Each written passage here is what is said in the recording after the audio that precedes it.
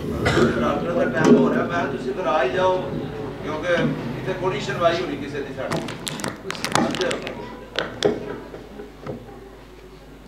تسی کرو تہاڈا کوئی گل نہیں، تسی کرو جنوں سنائی انہوں پتہ لگ گیا ہونا۔ بسم اللہ الرحمن الرحیم۔ السلام علیکم ورحمۃ اللہ وبرکاتہ۔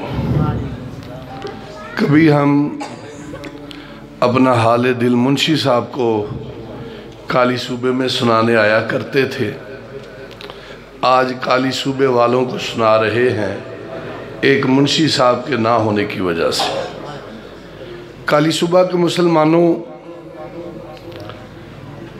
بڑے بڑے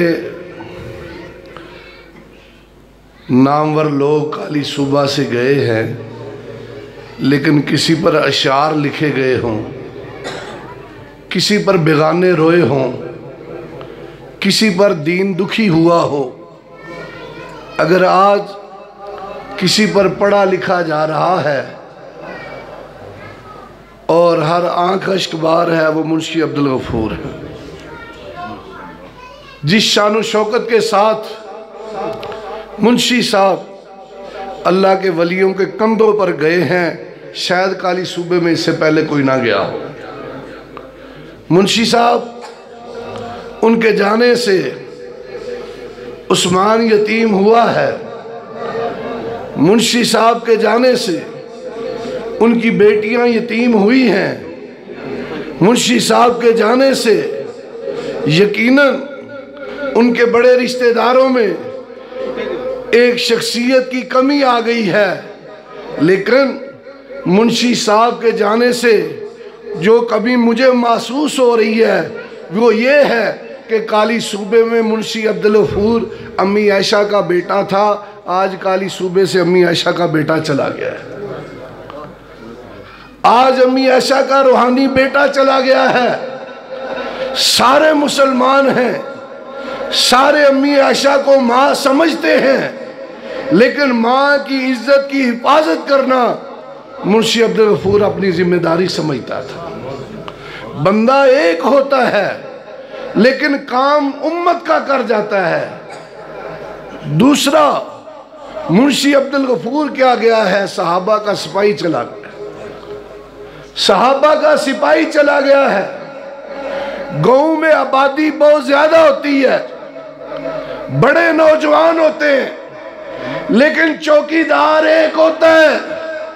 صحابہ کا اس علاقے میں چوکیدار منشی عبدالغفور ایک تھا، جو کام ساری امت کے ذمے ہے وہ ایک منشی کرتا تھا، جو اماں عائشہ کا تحفظ ساری امت کے ذمے ہے وہ منشی عبدالغفور کرتا تھا۔